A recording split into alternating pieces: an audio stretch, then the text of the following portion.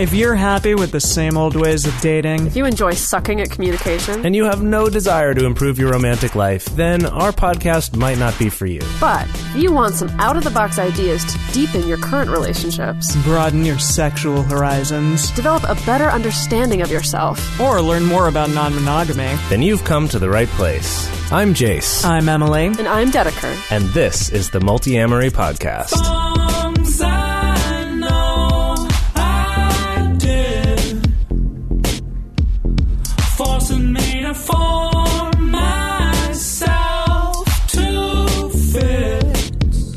On this episode of the Multiamory podcast, we're talking about the fundamentals of gender, stereotypes, experiences, and also language. Mm-hmm. So, basically, first we want to start off with why are we doing this episode?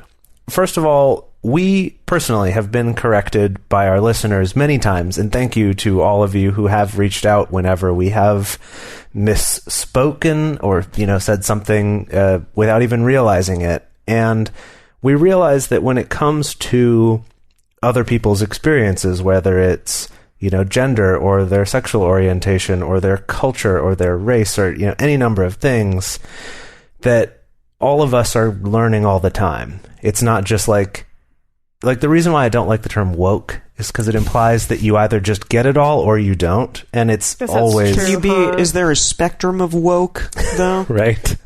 Spectrum of woke. I'm sure somebody's drawn up something related to that. Possibly, yeah. I don't know. Probably. But anyway, I don't like that term because it implies there's sort of a binary. You either are or aren't this thing. And I think when it comes to lots of stuff like this, like with gender that we're talking about in this episode, it's something that we're always able to learn about, right? That we're always learning about, always understanding better ways to use our language, better ways to think about and talk about gender. And so we wanted to cover some of those things from some of the basics, also up through, some of the more current things that we've been thinking about or learning about or talking about. Yeah, Would you say that there's maybe 50 shades of woke? That's just a yes or no question. I would say there's more than 50. I said it's a yes or no question, but that's okay. We can move along. Well, it's hard because as a logician, I would say no. Are you a logician? No, but I want to be sometimes. As a logician, I would say... logician? Yes, there are 50 shades, also more than that, but I didn't want to say yes to your answer because that would imply I agreed that there were only 50. But are you also a genderologist? No. Oh, okay. We're budding genderologists. Is there such a thing as a genderologist? I doubt it. I mean, maybe someone needs to make that. So the topic of gender politics, men and women and how they interact with each other, it's a really big, hot button topic right now. Even when this episode comes out, I'm pretty sure that it's still going to be a very big thing in our community. I would think so. I don't think it's all going to get wrapped up in the next 2 weeks or so, but that would be a miracle, wouldn't it? Yeah. So get up to speed, people. This is an important topic. And also, a person's gendered experience is often used to explain why a person acts a certain way. And all of this can be because of societal conditioning or nurturing or nature or whatever have you. I definitely have people in my life who say to me well, I just do that because, I'm a man and I was taught to do X, Y, and Z. And so I really wanted to examine this as well, just simply because I'm well, how did we get there? What does that actually mean? And how can we kind of change that dynamic? Because I think it's important to bust that apart, especially now as feminism and everything is becoming apparent and better and a bigger deal in our lives today. Yeah, I think that it's especially relevant when people are exploring non-traditional dating or non-traditional relationships in other parts of their lives, because I actually find that sometimes it can make people even emphasize gender more rather than less at first, because suddenly they're confronted with these expectations of them, and now that they're going against some areas of it, it all comes into focus a little bit more. Interesting. So you think that they will adhere to those gender norms or those stereotypes even more, just simply because I mean, more like what you were just saying. Yeah. About using sort of gender as a reason for why they're having the experience they're having. Yeah. I mean, I don't mean that always as a bad thing, but as, there's definitely, we've talked about it a lot on this episode, and a lot of people share this, and I think there's a lot of validity to it, but of either surprises or frustrations about whether their experience of dating as a non-monogamous person falls into certain gender stereotypes of that being easier for women or harder for men, or if it's the opposite for them, then judging themselves for it and be like, I was told it would be this one way and now it's a different way. That kind of people being surprised by things or surprised by what they're jealous about, I feel like can often be some extra challenges along the way that are more related to gender than just non-traditional dating. Yeah. And I think it kind of brings up a lot of those things. Well, to be fair, I think we've been so socialized to associate the way we do dating and relationships with the topic of gender in general. With just how rampant cis heterosexism is in general, and the way that we talk about marriage or coupling or raising children, that already we're seeing a lot of people trying to break out of that. And then I think just on top of it, it's like when you start to examine the way you're doing relationships, I think like Jay said, it does force you to start to examine almost kind of the way that you do gender to a certain extent, the way that you handle gender, the way you handle someone's gender identity, things like that. And later on in this episode, we're going to explore gender bias, cisgender privilege, transmisogyny, all of those things. And because of the fact that it's not just, the conversations that we're seeing right now obviously are not just intellectual, logical conversations that are about like, oh, this is so interesting, the way that gender is playing out in this particular situation. It's more that like our conversations are usually driven around pain points, right? About stereotypes, about stigma, about biases, about prejudices, things like that. So, as always, an important time to be having this kind of conversation. Yeah, and this is a huge topic. This conversation today is just going to be scratching the surface of it. It's something, like I said, that we're constantly learning more about ourselves. And that because of that, we are, in this episode, we could only speak from our own experiences, right? We can't, we can't know what somebody else's experience is. And so we are going to try to share as much as possible from our own personal experiences in the hopes that that will either resonate for you or maybe help give you some insights into situations in your lives as we talk about it. Also, y'all listening out there, our audience tends to be pretty smart, critical thinking people, which we love. And some of this might be stuff that you already know, but we hope that either way, this provides something to think about and to have this kind of a conversation together with us. Yeah. And you can share it with friendos and family people who maybe haven't thought about this or maybe need a refresher course. So with that, let us start with some basics. Okay, so from Wikipedia, the encyclopedia of the world, gender is generally conceived as a set of characteristics or traits that are associated with a certain biological sex, male or female. In non-Western countries, gender is not always conceived as binary or strictly linked to biological sex. As a result, in some cultures there are third, fourth, fifth, or some genders. Interesting. The characteristics that generally define gender are referred to as masculine or feminine. I do like the phrase, like, we have some genders. Yeah. Right. I'm not gonna tell you how many we have. We have some, don't worry about it. We have some. Yeah. Probably a better attitude to take, ultimately. Yeah. Right, we don't have to set a number. It's just like, there's some. There's some. Might be more or less than I'm aware of. I know that there are some, though. Yeah. We're discovering new ones every day. It's really exciting, actually. Yeah. That is really cool. So, essentially, to boil that down, gender, as we know it, is a social construct. It's an idea that is created by people to help categorize and explain the world around them. But of course, remember that just because something is a social construct, it doesn't mean that it doesn't have impact. There's a lot of things that are a social construct, like money, for instance. Totally a social construct, totally something that we've created to kind of help categorize and frame the way we think about the world and transactions, but still has some impact on people's real world lives, of course. That it's still, I would even say, like, it's still very real, even though it's a social construct. I think sometimes people take that to mean, like you were saying, that it's not real. It's like, well, it's, incredibly real because social is what we do as humans. We've right? made it very real. Yeah. So we're going to launch into kind of a list of some basic terms to be familiar with. And I love reviewing this list because I do think what I see happening right now, I think especially in the past 2 or 3 years, as specifically transgender rights started becoming more of a household conversation, more and more people started getting exposed to that conversation.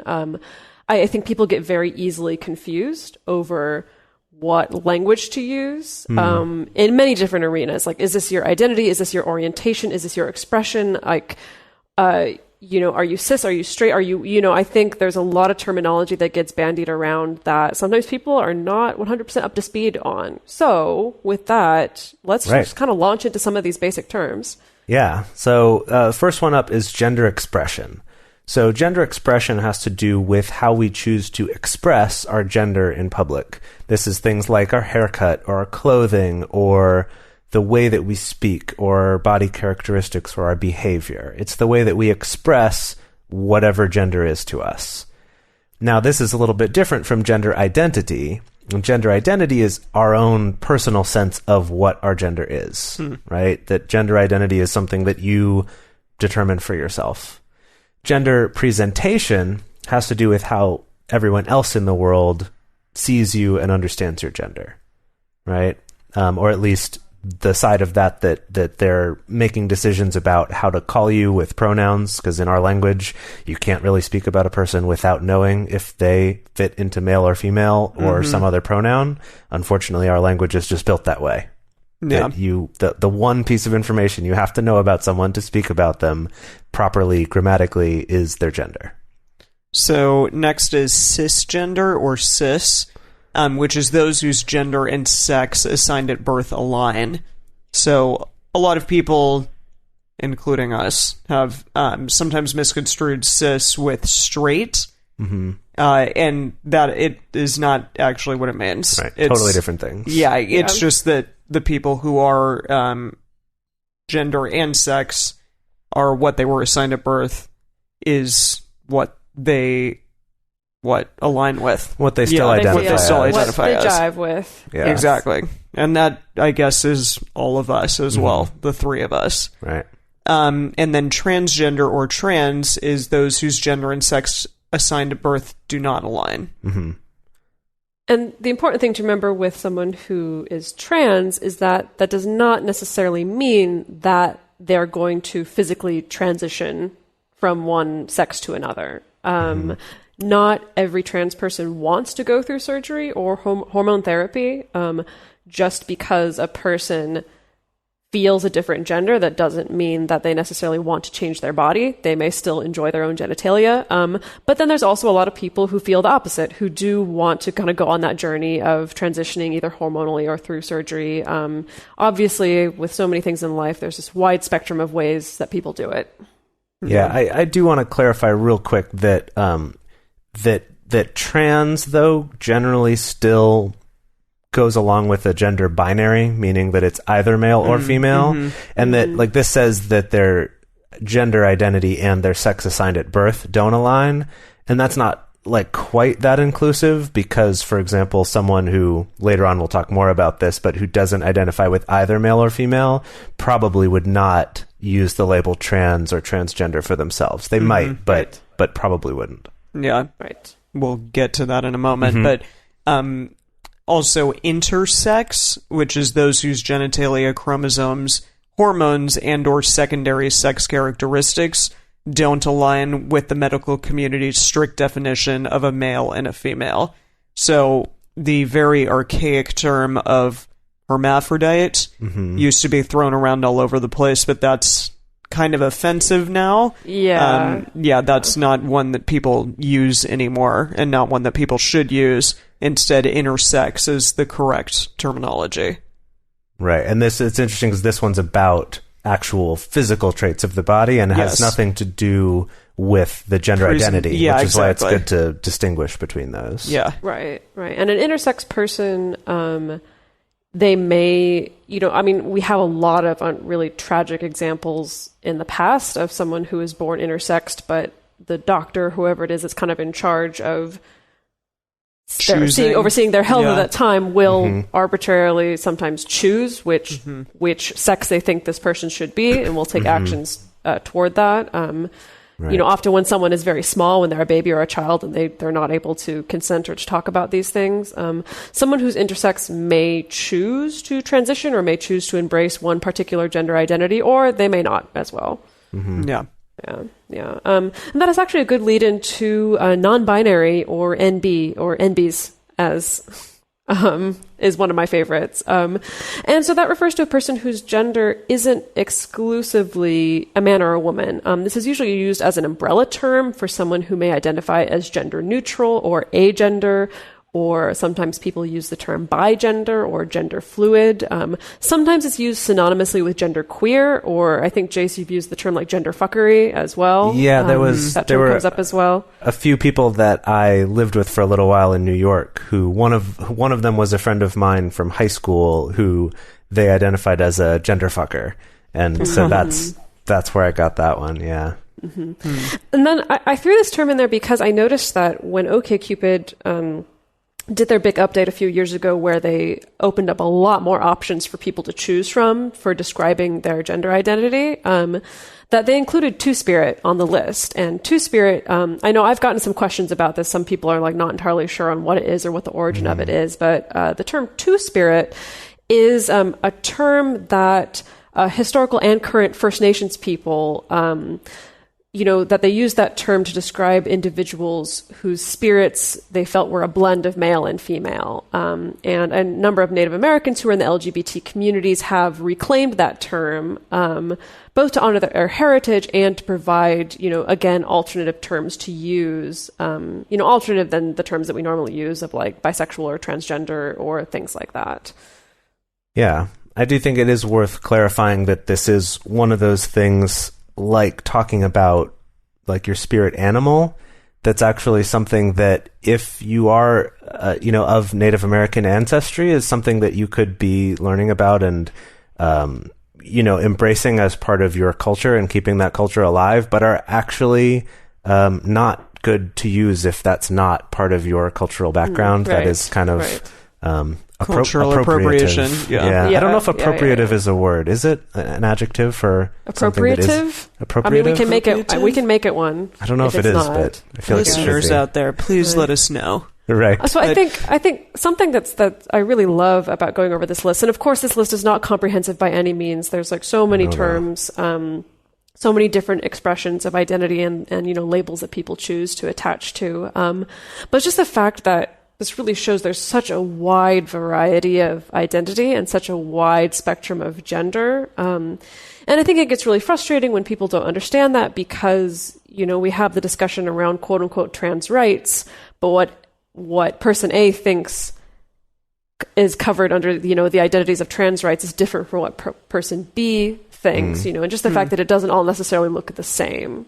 Something that I think is also really valuable in having this kind of conversation is that because of, as I was saying before, the way our language works of needing to use male and female pronouns for people when we talk about them, that I'd say more than most other distinctions, or at least, I'd say more than most other distinctions between people, we've been taught that these ones are sort of the most, well, for one, universal, which, as we've just talked about here, is not universal for everybody, that there are just these two things and you're one or the other, but also the idea that everybody of one or the other, like that all women are more similar to all of each other than they are to any men, and vice versa, right? And it's funny because if you actually stop and think about it, even if you were to look at it just physically, like not even like take socialization out of it, just physical characteristics, it'd be like, I would say that there are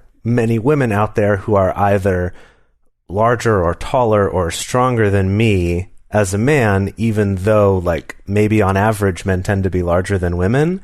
But it's like in seeing those averages and in studies that talk about averages, it's like we all just forget the fact that there are so many people who aren't that average. In fact, most people are not exactly average. And so I think it's also worth noting there that just even discussing it as if all men are very similar to each other or that all women are, even that in itself, even just physically speaking, is not necessarily the case. Yeah, and that's the challenges with these stereotypes, too, is that it's like grouping large amounts of people into one thing instead of looking at each person as an individual. And that, well, I think that's why it's so important. I think for me, I found it so important to be like specifically seeking out media and content that's written by queer writers or genderqueer writers or trans writers, or non-binary content creators, is because like often people in these communities have been forced to really deconstruct what it means to be a human and what it means to interact with another human. Like, whereas many of us, and that's part of cisgender privilege, which we'll get into later, many of us kind of skate by following kind of the similar social rules that we've been taught of like how to interact with a man that's older than you or how to interact with a woman that's younger than you, and what to expect from these people and what to expect from this person if you're going to have sex with them, whether we like those rules or not, that we kind of get to fall back on them. Whereas if you're in the process of actively questioning that and piecing that apart, like that also throws every other relationship in your life into some sort of question and kind of, deconstructing process as well. And I would really encourage our audience as well to seek out those perspectives, because it's not even just a new perspective on the way that you look at other people and relationships, but just seeing the world in general. Yeah. Absolutely. Now we're going to open up the discussion to speaking about stereotypes, expectations, and sexism. But a very important thing to remember is that sexism, too, doesn't necessarily fall on a binary spectrum. So there are different things that we wanted to talk about that are non-binary, but also a big problem and a big deal. The first one, something that is, in terms of getting rid of it and combating it, is near and dear to my heart, which is transphobia. So the fear, dislike, or hatred of transgender people and or the idea of transgender in general. And this is a tough one too, because I know a lot of feminists personally who are very transphobic and who talk about trans people in a very transphobic manner, and that to me is a big fucking problem. Something that we need to change. And at the Women's March, there were a lot of very transphobic signs that were placed up. And that were marched around, and also, feminism helps everyone, and it should not be a freaking transphobic thing. Yeah, it's a really disappointing development. Yes, it is. I feel like I'm always surprised at actually looking at how intense and how there's just a surprisingly, many, many voices that are, anti-trans, but also feminist at the same time. I don't even know what to say about it. It's just it's baffling to me. Like, I hear what people's arguments are, but I'm also just like, but no. But no, you're wrong. Yeah, it's just such a tricky thing. I mean, it reminds me a little bit of this idea of if I feel like every little scrap of everything that I've had to fight for, that it's like I'm going to be less generous if I treat things that way. And so it's like, no, you can't have any of this. I've worked too hard for it. This is all mine. It feels a little bit to me like that. And we've talked about this before with the LGBT community, specifically with the gay community, of shortly after certain victories toward gay marriage and things like that, there will kind of be a backlash against bisexual people or against polyamorous people or even trans people who are allies most of the time. But it's like, I got a thing now, I have to hold on to it, and so I have to distance myself from you. Right. And then it kind of calms down. And that's not to say that everyone's doing that, but I think somehow that's part of that knee-jerk reaction of stay away from my thing that I'm fighting to get for myself and for people who are just like me. Yeah. That there's this temptation to be like, we're going to make a new in-group because we're fighting so hard to get recognition. I don't know if that's what's at play here for people, or if it's just this fear of, like Elizabeth Sheff talks about the fear of the polyamorous possibility, that the reason why she hypothesizes that some people get really angry and upset when they learn about polyamory is because there's something in them that goes, that makes sense, I wish I could have that, and that idea is too upsetting and too threatening for them. Interesting. So they're going to be extra angry about it. I honestly wonder if transgender or, bisexuality or homosexuality is that for a lot of people. Maybe. I think there's some evidence to back up that it is. Yeah. In terms of people's having those really visceral reactions to it. It's because there's something in them that resonates just enough with it that it scares them. Mm-hmm. And at the same time, let me just let it be noted that so far as of yet, like the fear of the polyamorous possibility has yet to drive someone to murder a polyamorous person, and yet that's true. Yeah. In extreme contrast, transphobia has definitely Absolutely. been Yes. just one of many driving factors behind a lot of really, really tragic and unnecessary deaths.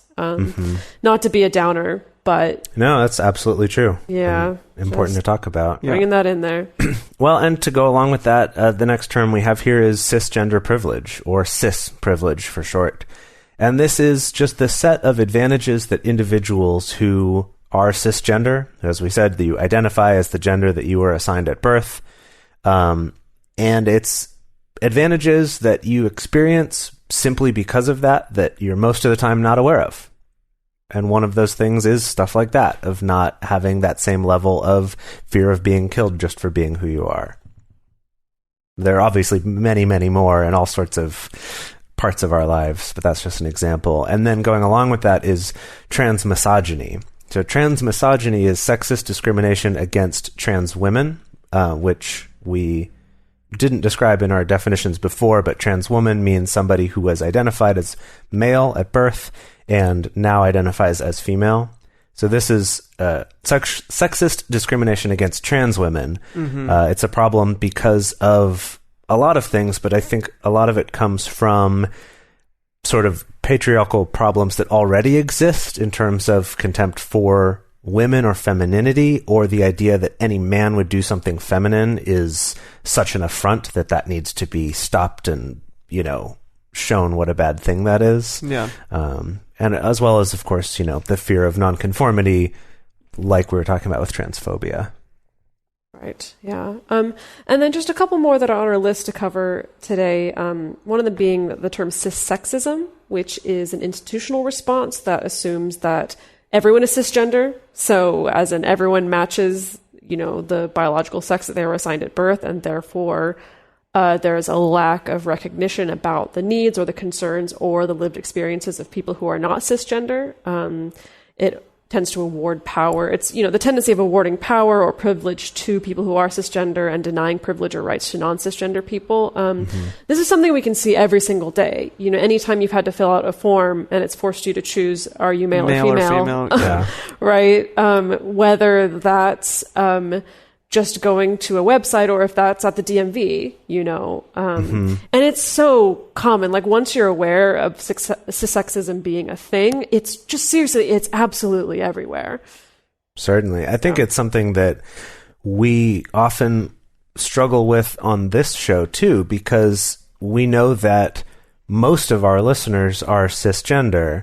And so we think it's important to speak about gendered experiences like we're planning to do in this episode, while at the same time, like being aware that those aren't the only options. And it is a challenging thing sometimes. It isn't just such a simple thing to say, but just don't do that, right? That it is something that we do try to stay actively aware of and find ways to include more of that, including some future episodes that we want to do soon with guests who can talk more about that experience than we can, having not lived it ourselves. Yeah. And the last term we're going to cover, which is going to kind of transition us into like the last half of our show here, is the term gender essentialism. This term is actually relatively new to me, and it's the theory that there are just certain universal and innate features of gender that are at the root of behavior for men and women. And like the textbook example of this is the book Men Are From Mars, Women Are From Venus. It's this whole narrative that it's like, at the end of the day, men are men, women are women. There's just inalienable... Boys will be boys. Yeah, exactly. They're just different. There's no way to rectify that. There's no way, there's no way to get around that. That's just the way it is. And it's, I don't know. If we're going to wrap it back up to logician jokes, it's kind of a logical fallacy, right? Like, because it is this fallacy of just like, well, that's just the way it is. It begs the question, right? Right. Yeah. And so, with that, like, we wanted to talk more specifically about the prevalence of gender essentialism, about, the ways that manifests in our own personal lives, of like the expectations and the pressures that we carry, and the ways also that you as our audience can also take actions to actively kind of fight back against this, and hopefully take steps for I guess bringing more people into the spectrum of woke. God. The woke spectrum. Yeah. Jeez. Did we coin that term, the spectrum? The woke spectrum? Yeah. Gosh. Probably No. not. No. Yeah. Okay, so I'll be honest here that when we were writing this episode, there was definitely a part of me that was like, why are we talking about these particular stereotypes? Like, everyone knows the old, tired out, men are from Mars, women are from Venus kind of bullshit. Until actually quite recently in my life, I've encountered a surprising number of people who still buy into a lot of this stuff, or who are not really actually aware of the ways that this affect us. And of course, I'm sitting here thinking, I'm like, God, didn't we cover this already 30 years ago? But then, I don't know. Look at the current political climate, at the United States, I guess. Yeah, exactly. So. No, it clearly is still a problem, and that's why I think it is important to speak about it and to bring it to light again and be like, oh yeah, shit.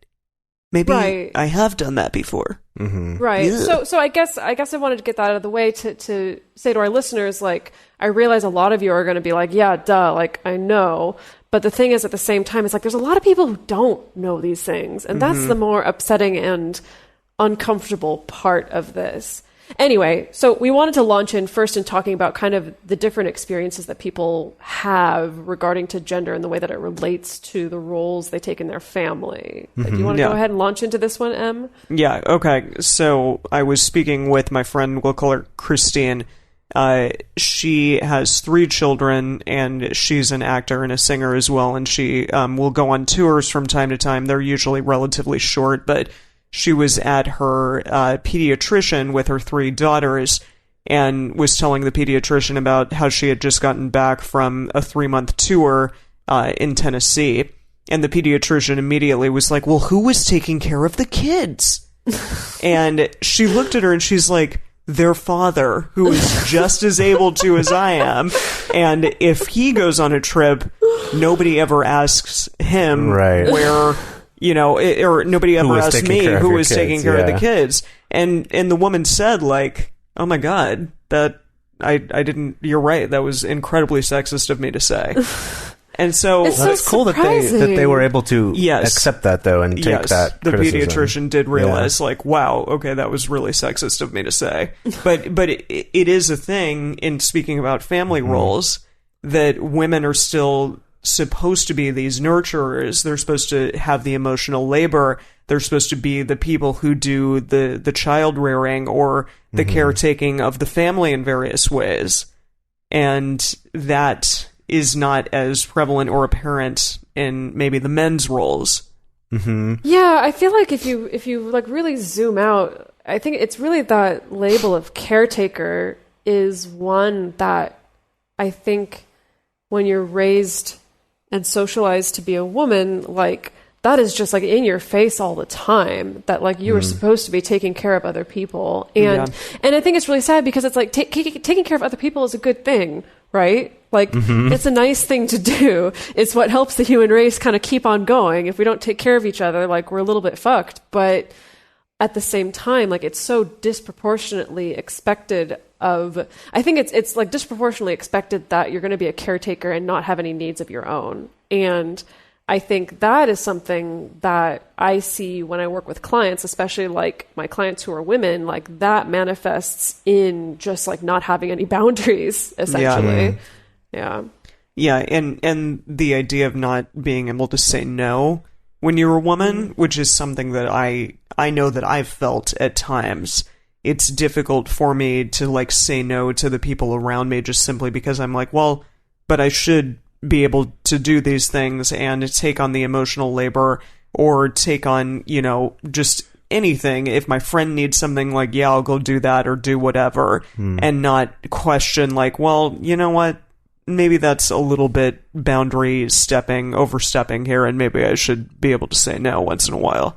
Sure. It's so hard though, because like what comes to mind for me in this moment is I think about the fact that women often bounce back from breakups, for instance, faster than men do, because they've built a support network around themselves of people that not only they care for, but that also care for them. And so I think that's kind of like a little bit of the positive side of kind of being thrust so firmly into the caretaker role, is that you are more likely to have the people there who can take care of you, right? Right, that you've been taught from a young age that, you know, being there for people and nurturing and maintaining your social relationships is, you know, an important thing that you should be doing. Like you said, maybe to a fault, but there is somewhat of a positive side to that. And on the flip side of that, for men, is that I found that it's very difficult for me to find close male friends that I can share things with that are more emotional or that are more vulnerable, I guess. That is something that I still tend to share more with my female friends. And that's, I mean, even another thing is that I feel like I'm, you know, fortunate that I'm able to have female friends. Whereas if we're, again, looking very traditionally at gender roles, Mike Pence, don't be in a room with another woman. Exactly. Or you may have sex with her. Right. This idea that you can't be friends with someone of, quote, the opposite sex, right? That, so, you know, even if we're not going to go there, though, still I've noticed there's this thing that I often find that I'm wanting in my life, but that I don't have, which is that type of more sort of emotional, vulnerable sharing with other male friends. And that is a really difficult thing to find. And it's funny because I say that I want it, and when I imagine it, I feel really uncomfortable. That there is just, I've been so socialized as a male to just have a really hard time getting comfortable with that idea. And that's not that I've never had it, but it's sometimes hard to imagine at times when I don't. Like I had this with a really good friend in college, but I don't think I've had that type of close male friend, even though I've had close male friends, but not that type of like a very emotionally caring sort of friend since then. Yeah, Wow. I saw like a post when I was researching this stuff of someone writing like, men should not have like close emotional friends. That's gay. They should just deal with it. Jeez, and I was what corner like, of the internet were you what on? the fuck? No, but I'm like, yeah. No, of course, but like people that's what it actually is. think that, and that is insane to me. Well, but I guess to you know what's not insane about it. I mean, let's maybe not even use that term. Sure. Well, but that just, is unfortunate, highly unfortunate. But the reality of it is, while I'm like, yes, that sucks that someone would actually think that to the extreme of that statement. At the same time, what I was just describing is like, I get it. It's like that's in my brain somehow, not about it being gay, but just the fact that that seems difficult or uncomfortable or hard to even imagine having at times. That's really interesting. And it's obviously a spectrum. I mean, I think, you know, I do have men who I can share things with, but there's a certain sort of vulnerability that I might have having a conversation with Emily that I wouldn't have with my male friends who I'm also close with. Would you say that as a man, things like financial security or success or just like security in general or your work are like priorities? Yeah. Or that you were taught that they should be? It's not just that they're priorities, but that they are what make you attractive. Yeah. That or like worthy at all. Right. Or worthy as a person at all. Yeah. Sort of the narrative we're given with that is that, as a man, because which we'll get to in a second, but there's this underlying really toxic assumption that men are the ones who want sex and women don't really want it as much and they just go along with it sometimes, that part of that package also comes with this idea that as a man, assuming that you want to date women, none of them are going to be attracted to you because you're good looking. It's all about your success or your intelligence or your money or maybe your sense of humor, right? Things like this. And I do think that, we've all seen it personally with people we've known who maybe have had money and then lost it, that kind of their whole sense of, men, their whole sense of self-esteem also goes out with it. And, unfortunately and they become horrible dicks. Yes. Well, that too. Jeez. Yeah. But well, yes, okay, no, I've struggled with this a lot too. This idea of, as someone who for most of my life has not made very much money, struggling with that idea of not feeling like I'm very attractive or like, wow, that's very nice and charitable of any woman who does date me. Interesting. Yes. I know Emily made the comment about a guy being a dick, but the thing is, like, actually now that I think about it, like, and I think back over the course of my life and the relationships that I've had with men, like, I think about the times where I've seen, like, a male partner, for instance, be the most depressed or the saddest or the most upset, and it's almost always been attached to the loss of something material. Yeah. Interesting. And I think that at the time, I would be like, what the hell is his problem? Like, get over it. It's just a bike. I actually had someone who got really depressed because his bike got stolen. But that's a story for another day. Or it's just money or whatever. But, having this perspective of looking at the way that men are so conditioned to wrap up their worth in that, in money or in material success, it actually makes a lot more sense now. Not to say that, like, it's justified or that it's good. Definitely but not. I think it makes a lot more sense to me now, and I wish I could go back to my 19-year-old self and tell me that. Right. All right, what's our next one here? Next one, okay, this is a doozy. Let's talk about external experience and desirability. There's God. We could do an entire episode just on desirability and all the different factors that go into who you find desirable based on, like, things we were just saying, like their financial success or the color of their skin or the shape of their body or whatever. I feel like this is a topic that I've been thinking of a lot lately because of spending the last couple of years no longer in the entertainment industry so much. I've done like a little bit of gigs here and there, but I'm not, for instance, I'm not as like heavily steeped in it as like Emily, you are now. Right. And just trying to think of like and stuff. How when you're in the entertainment industry, that's so in your face all the time, like what's expected of you just to look like. And I think not just men, but also women and people in general. Like, even if you don't fit conventional standards of beauty, you're still expected to still be kind of attractive. I think, one time someone told me about how in Hollywood, like, even if they're casting a quote unquote ugly person, they still want to find the most attractive ugly person they can find. Yeah. Right? Right. Yeah. Yeah. I think this one is often used in juxtaposition with the idea that men are valued for their success or their money or their material possessions, that on the other hand, this idea that women are valued because of their looks. Yeah, right? Or often what I hear is more specifically just because of their youth. Yes. Yeah. I dated a man, sorry, when I was 19, and I dated him on and off for a few years. He was probably maybe 6 years older than I was, but he had some really fucked up like gender stereotypes, it just basically floating around in his brain. And he told me that like women were most desirable under 30, and that was the time in which men should be looking for a wife, because after 30, like, they're just not attractive anymore, and therefore like their value goes way down.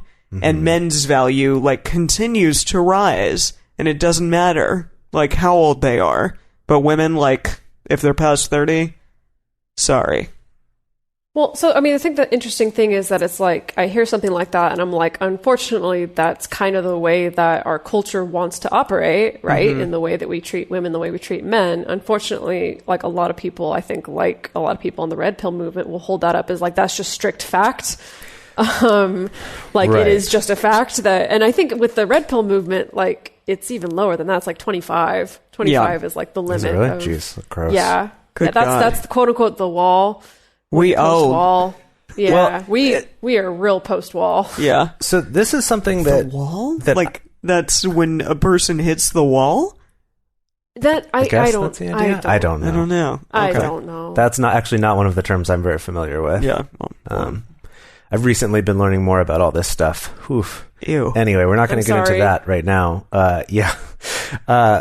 So kind of like we were talking about with having, men that we've known who've lost their financial situation or something's changed there and it's led to sort of a crisis, right? Like maybe it's not always a depression or something, but some kind of a pretty serious crisis, even in the short term. And I've definitely experienced this with women that I've known specifically about their age.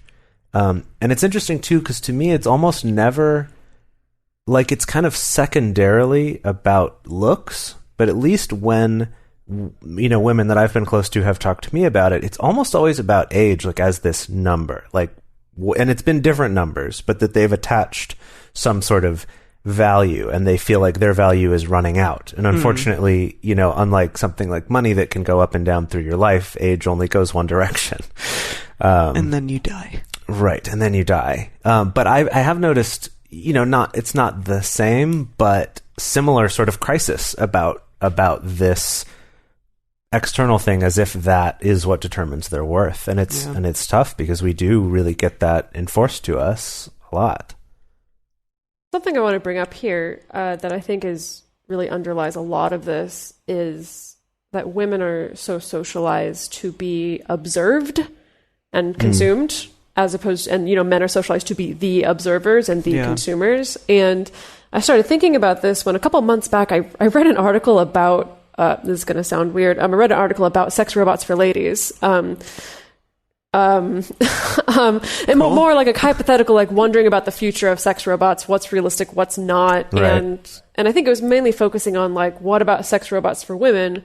What would those be like? What would they have to do? What would be appealing to a market? And the author made this interesting point that like, because women are so socialized to be observed, that's going to be something that you have to take into consideration. Like if someone can make a sex robot that is an observer, then maybe that would be the thing that would be more successful in getting women to buy it. And I mean, it sounds really messed up when you think about it, but then also in certain arenas, like it makes total sense because it reminds me of host clubs in Japan. But oh yeah, totally. Of just having someone who's undevotedly going to pay attention and observe you.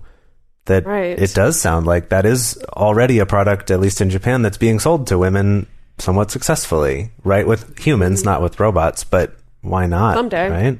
Japan would probably be the first. definitely. Almost certainly. God. Yeah. So can we talk a little bit about the male experience, the men experience? Yeah. So like we were saying, it's not really, it's not the same in terms of age or youth being tied to, your self-worth. But I do think there are some things that come up. I think two big ones is about I'm not even going to say being tall, but just not being short. Yeah. That's definitely a big one that, it's something you don't have any say in the matter. You don't get to choose that. But it does have a pretty big impact on how men feel about themselves. And this is something that's, we've had the term Napoleon complex for a long time. Yeah. Because I do think this is a pretty, universally understood thing, right? That this, again, it's just an arbitrary characteristic of someone or not, that somehow socially we've decided that this one is a more valuable one. And I think a similar one to that is about penis size. Yeah. Right? If the ads that are fed to me online, and I think most males that I know are any indication, penis size is the fucking most important thing in the world, right? Like there's so many in the world. products I'm like... I'm going to translate that. You mean the ads that are fed to you on porn sites, right? No, like also a lot of like tech video game related sites as well. Really? That makes sense. Sites that are mostly targeted toward men, which is, technology stuff and porn, right? Like both of those. I feel like there's another... I mean, definitely on porn sites, I see and like penis enlargement, enhancing, and like things. torrent sites. Yeah, right. Anything that tends to be a little more male dominated. Right. Tons of ads for things about making your penis larger. Yeah. And it's interesting. I saw Dedeker. You put this in the notes, or did you do this, Emily? I put it in the notes. Can I talk about it? Yeah, talk about it. Yeah, I read this fascinating article about the ancient Greeks, and like you'll notice if you look at ancient Greek statues of male figures, like of Zeus or of Hercules, that usually they have pretty small penises, like the statue of the David, relatively small. And apparently, at that time, having big junk was more associated with being kind of more slovenly and animalistic. It was supposed to be like funny, like or comic, like on dick. Pottery, like satyrs were usually portrayed as having like these huge erect penises or like masturbating all over the place. Like it was the idea that you had no self-control, right? Which so was not an attractive gigantic thing, and crazy. Yeah. But if you had like a small flaccid penis, it's like you were in control. You were a cool guy. You that's had your funny. shit together. I knew that about the ancient Greeks being more into small penises, but I hadn't heard that, and it makes a lot of sense to me. But that it has to do with sort of composure and self-control and stuff like that makes a lot of sense, actually. Yeah. I think that's an interesting one too, because I think a lot of men also think that is a universal thing, that all men and all women must find bigger penises more attractive. And there's even, I'll read about studies trying to back that up with scientific evidence and things like that. And it's, again, like all we have to do is look to the ancient Greeks to see like that isn't always the case in every culture at every time, right?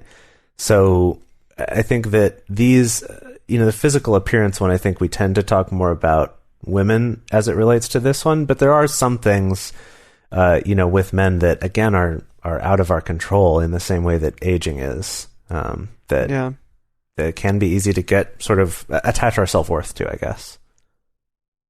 And I mean, before we move on from this section, I just wanted to make a note also about, the experience of trans people or people who are not gender conforming when it comes to these expectations for outward appearance or desirability.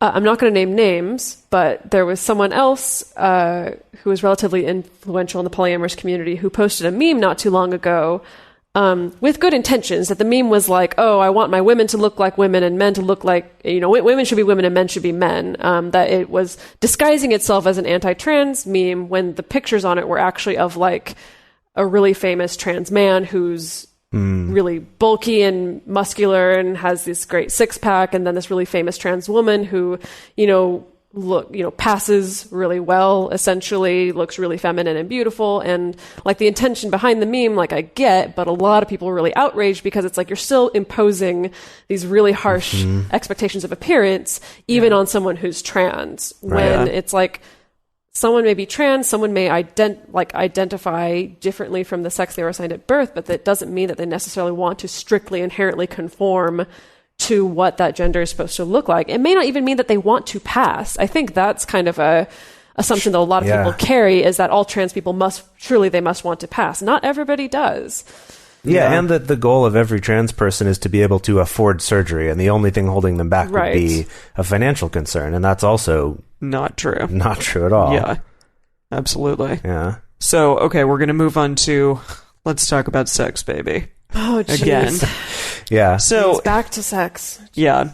The same gentleman that I spoke of earlier that I was in a relationship with for a number of years, he got on me because he was the third person that I had ever slept with at the time. And he was like, God, you've slept with 3 people? That's a lot. You've slept with a lot of people. Jeez. And I was like, well, how many fucking people have you slept with? And he's like, you're like my 9th. And I was like, well, and he's like, well, that's a lot too. Like, that's kind of promiscuous. And I was like, okay, but you think you're talking to me about my promiscuity at three people. Like, okay. Yeah. So again, it's this idea that like women have to be virginal and this like Madonna whore complex thing of like, if you are not virginal, then you are therefore a whore and you are therefore undesirable. Gosh, yeah. This is such a big one, and I feel like this is the topic that carries the most pain points right now because of everything that we've been like that our entire culture has been talking about right now. Really hard to dig into this one, I think, thoroughly. But I know, and I'm sure a lot of other people have experienced this as well with the prevalence of the Me Too movement and all these conversations that are happening. I know for me, it's really forced me to even look at my own experience of sex and what actually is good for me and what are the things that are not good for me that I've put up with or tolerated, and also questioning myself, well, why do I put up with that? Why do I tolerate it? I know for me personally, like a lot of things have gotten shaken up in regards to that. And I know with the two of you, the same thing has happened as well.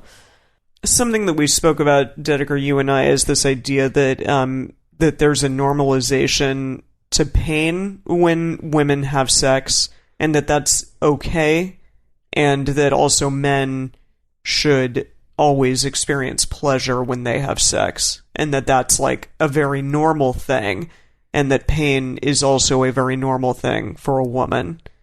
There is that kind of idea that like women's pain tolerance is so much higher than men's, and you know, we have to deal with pain on a monthly basis and all of this shit.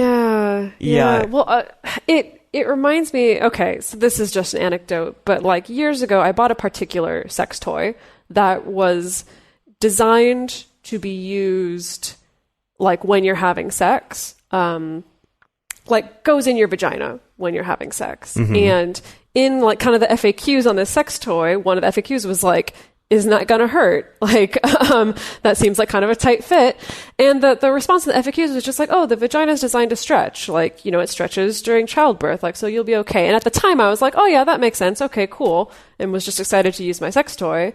But now I'm just like, Jesus Christ, like talk about just like normalizing pain for women during sex, where it's just like, no, your body's designed to deal with it. So like, you'll be fine. And I mean, I guess it is, but so what? Like, you shouldn't be in pain. It is, but that doesn't mean that I want to have something like stretching out my vagina. Like, there's a reason I don't want to go through childbirth. Like, just because I'm designed for childbirth doesn't mean I want to do it. Sorry, exactly. I'm going to start ranting. And I think that a lot of this, you know, while for men it's definitely a different experience, like there isn't an association with pain. There's generally not a lot of danger associated with sex. Like it's not at all the same sorts of concerns. But in talking about just the sort of the ways that our experience of being raised culturally to be a certain gender can affect things like the decisions we make and the way that we justify our actions. Something that I found specifically for men is about getting an erection, right? Earlier we talked about penis size, but this is another one that I find comes up a lot in, you know, is either very much avoided in conversation or is talked about a lot at different times. But the idea of whether or not you are able to get it up and keep it up, right? And that the reason why I want to talk about this one is because I think I've noticed actually a lot of guys and women actually will make decisions about whether or not they're going to use condoms when having sex, specifically out of a fear of not, like, choosing not to use them, specifically because they're worried it will be harder for them to get it up or harder for them to keep it up. And women also suggesting this at times of being like, oh, well, if we didn't use a condom, like maybe that would be better. And that I want to bring this one up because that's a pretty big thing. And it's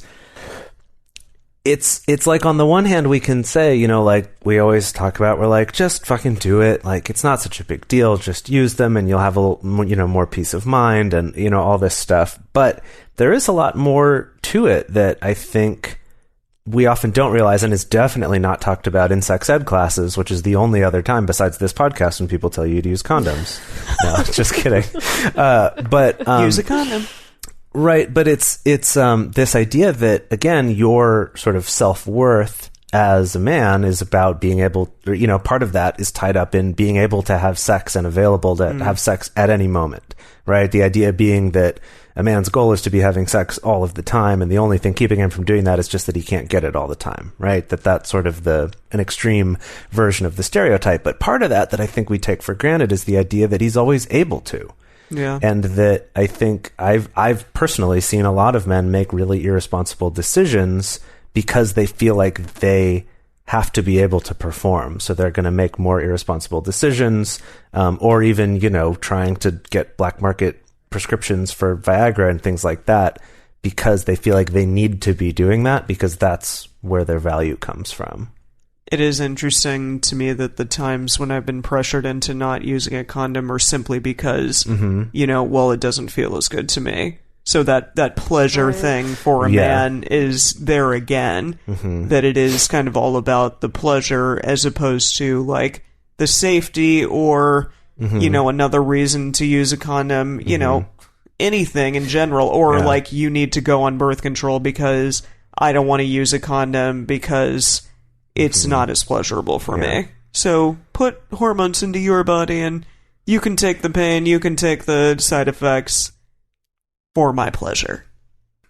Okay, finally, the last one that we're going to talk about here is the work experience. So I have a quick little story about my mother. She was sexually harassed in the workplace, talked to her supervisors about it, and instead of them doing anything about it, they transferred her to a different department with a female head, like a female supervisor, essentially.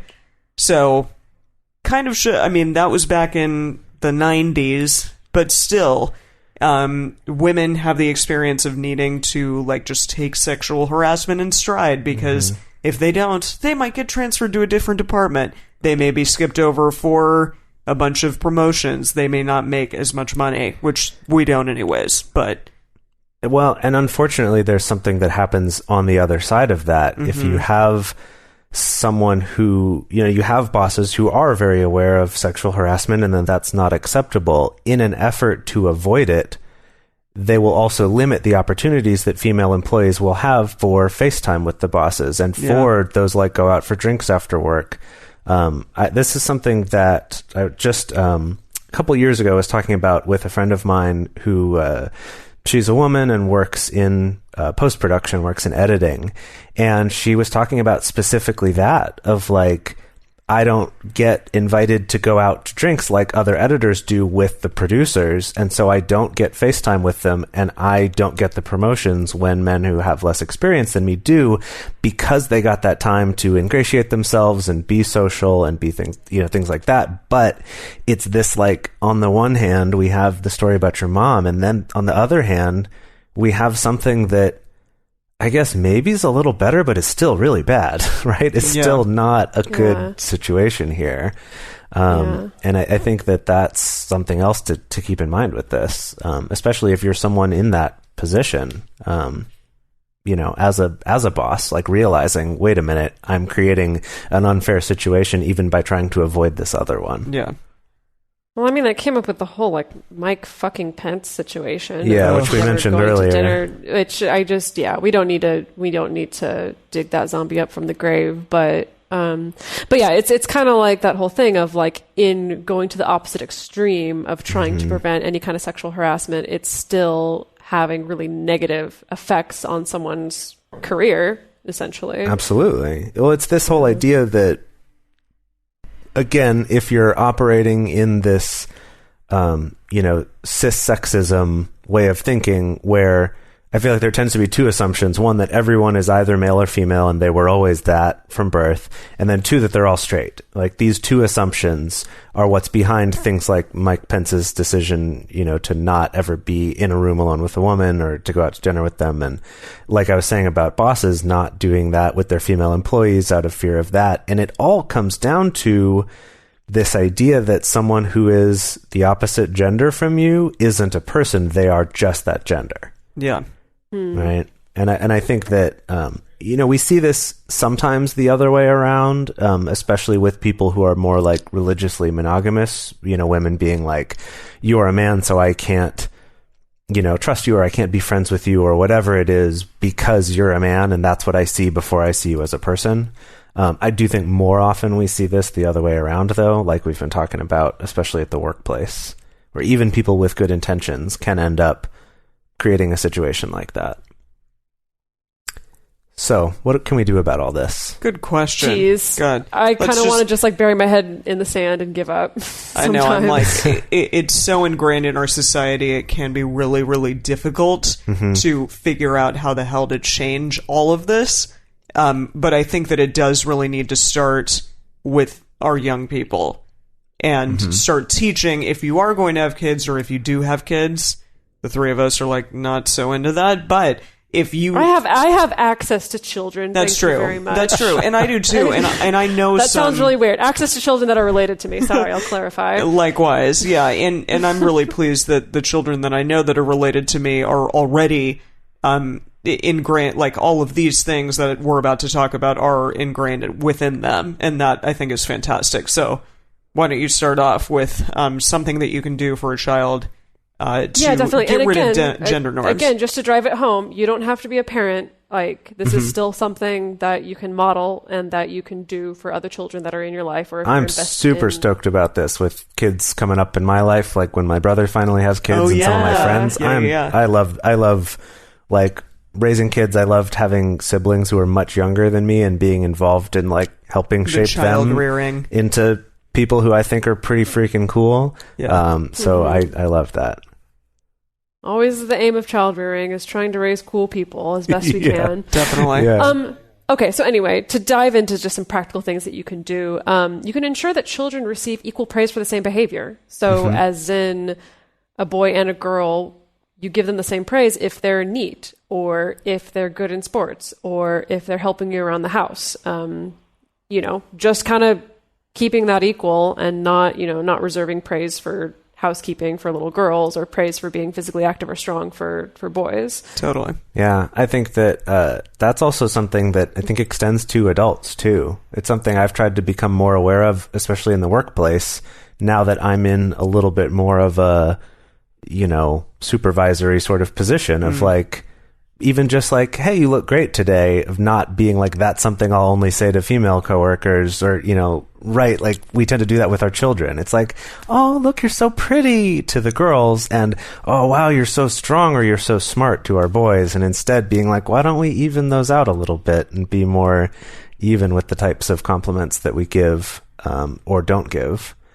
And then another one is encouraging our children to be friends across genders. Yeah. And I think part of this comes from you not being the one who reacts by being like, oh, is it a girl? Or is like making that a thing, right? Yeah. Like it's just, oh, tell me about who are they, rather than instantly showing them, hey, we're going to group them into this one category that's different from you.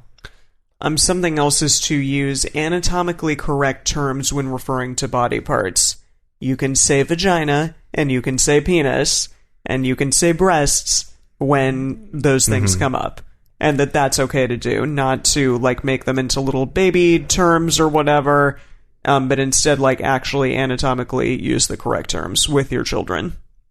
Another thing that you can do is to point out to children and to discuss gendered representations in the media. When I sit down and I watch TV shows or movies with my niece and nephew, I feel like I have noticed in their generation that the media that they consume seems to be getting a lot better at representing different people in different genders in different roles, rather than like the more traditional roles that we see. However, Disney definitely really encourages all the millennial parents to keep buying the same old Disney movies for their kids. Yeah, some of which are pretty bad in that way. I know a lot of us millennials have a lot of like nostalgic attachment to Disney movies and want to share them like with our kids or, with kids that we're helping to raise. That's still an excellent example to talk about those things.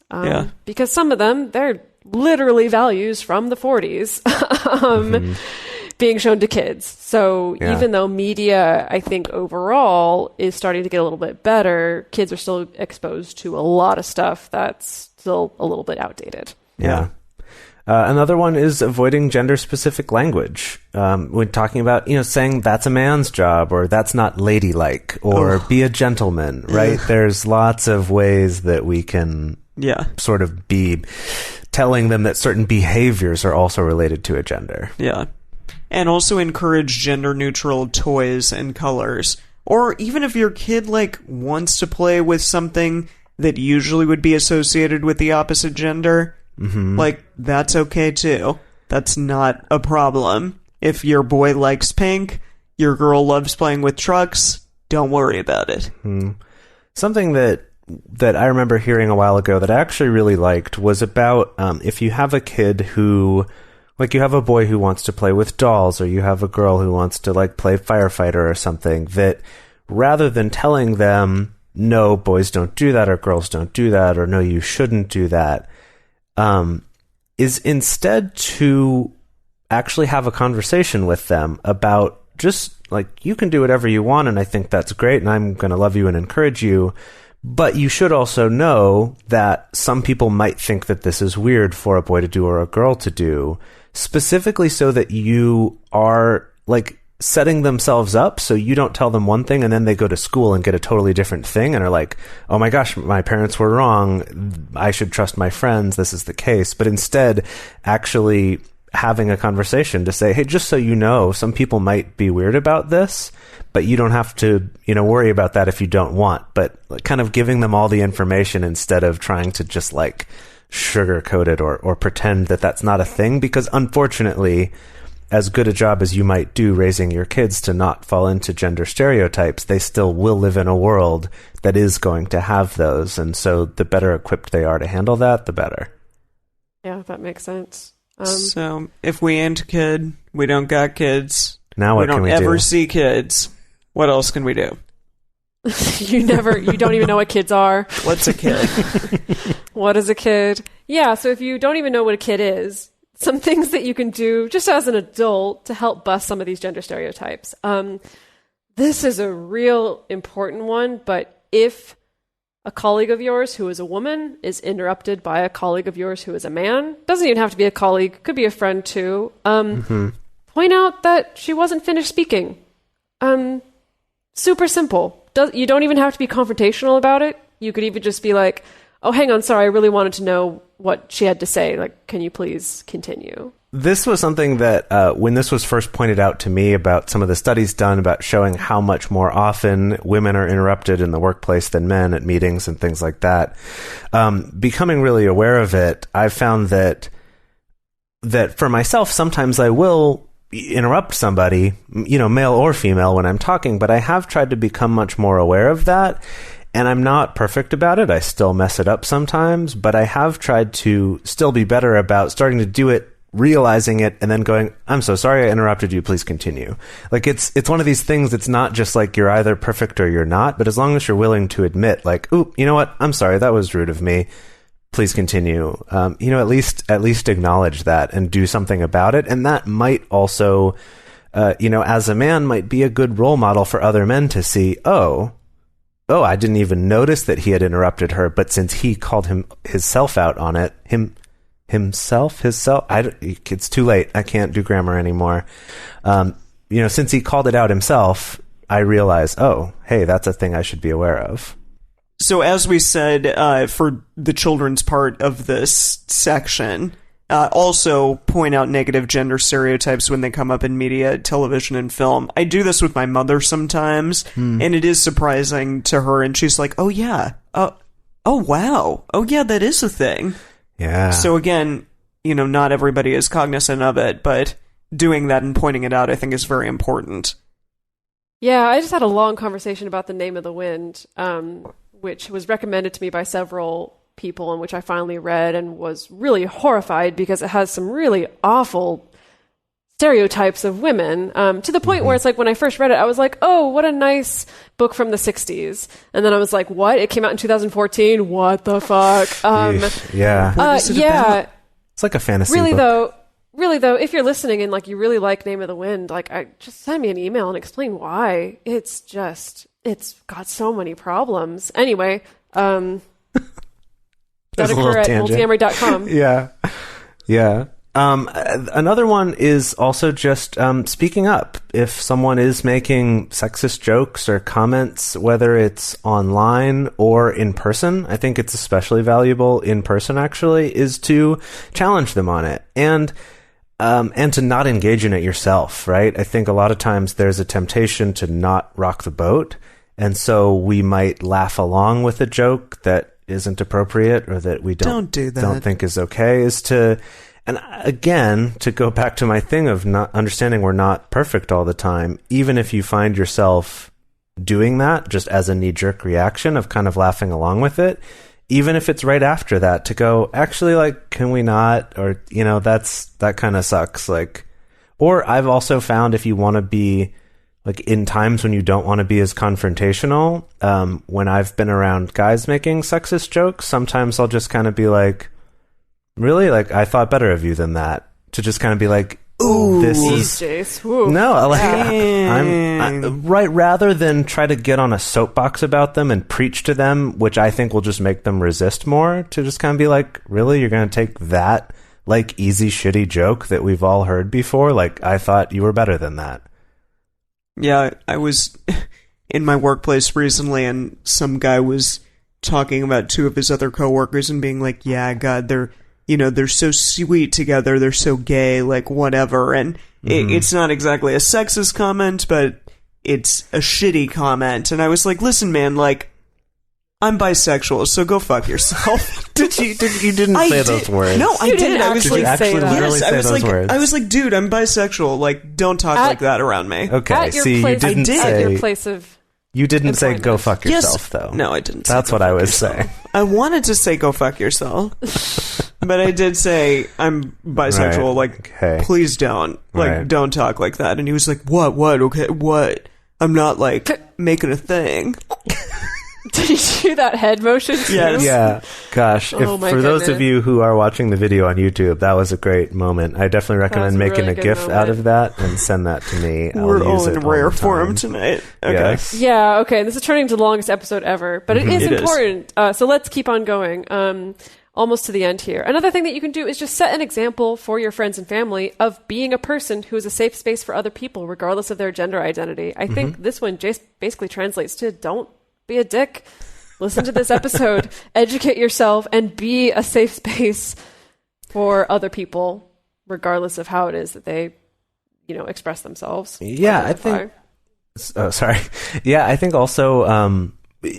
as a man, I found this is something that even if it's not making a sexist joke against someone else, but someone teasing, like other male friends teasing you about either being feminine or something like that, that is a common way that guys will joke with each other, is to rather than trying to make it a sarcastic, like, oh yeah, totally, or fighting back against it, being like, no way, don't call me that, like, I'm so manly, to just be like, like, yeah. And I find that in groups of men, it just, like, takes the wind out of their sails. And when they realize, like, those sorts of jokes don't get the reaction they're used to them having, I've actually found whole, like, groups of guys that I know, or close friends that I've had for a while, will slowly gravitate away from those, or even often to the point of me being the one that they would come to about something that they don't feel like they can talk to someone else about, and, like, actually being vulnerable, just by kind of owning that and not feeling this need to fight against being called feminine, which I think is also such a hard thing, because that's part of this problem of thinking that feminine equals bad. If you're a man, if you're a man especially, but even in general, we're kind of, that's the way it's treated. It's not, it's good. It's good. Which brings us, lastly here, is to compliment people on things that they may not normally be complimented on. For example, telling a man that you admire his sensitivity, or complimenting a female friend of yours on her intelligence or her strength. Yeah. God forbid. Yeah, right? Do it. What a novel concept. Yes. Maybe also don't assume that a trans person wants to be complimented on passing. Yeah. That's a great one too. Mind. Yeah. Yeah. Some people want to hear that, but a lot of people also don't. Yeah. I've also found something that is helpful is just realizing that you can be more specific with compliments. So again, kind of like I was talking about before, of rather than just being like, oh, you look good today, or like, oh, you look nice today, or something like that, which people will do at work just to be friendly. Like, we do fancy Fridays at work, so we all dress up on Fridays. Oh, you fancy. So instead of being, what I've noticed though, and actually a lot of my coworkers do this, which I really appreciate, is rather than just being like, you look great today, or you look nice today, they'll be more specific. Like, oh my gosh, like, I really like that tie, or I really like the swoop in your hair today. well, okay, maybe I haven't heard that one before. But, or being more specific of like, wow, I really like the texture of that dress that you're wearing. That's a really cool material. Of like, I mean, I also work with a lot of very detail-oriented people, so maybe they just see the world that way. Yeah. But I think the same can be true with other sorts of compliments, rather than just being like, you know, oh, you nice. Look sexy. Or it's like, wow, like, I really appreciate how compassionate you are when you listen to other people talking, or, right? Something like that. Well, we have covered a lot of ground today. If you've listened all this way, thank you for coming along on this journey with us. Even though we've covered so much today, again, it's still just barely scratching the surface of all of these problems and all of these things to think about. And we would love to hear from you also. Of course, you know, the three of us, Fulios, our experience only covers so much. So we would love to hear from you. If you would like to have a question or a comment played on the show, then you can call us at 678-MULTI-05. You can leave us a voicemail there. You can also leave us an audio message at the Multiamory Facebook page. You can email us at info@multiamory.com, or you can send us a message on Twitter, Facebook, or Instagram. To support our show and join our private Facebook community, go to patreon.com/multiamory. Multiamory is created and produced by Emily Matlack, Jase Lindgren, and me, Dedeker Winston. The full episode transcript is available on this episode's page on multiamory.com. Our episodes are edited by Mauricio. Our social media wizard is Will McMillan. Our theme song is Forms I Know I Did by Josh and Anand from the Fractal Cave EP.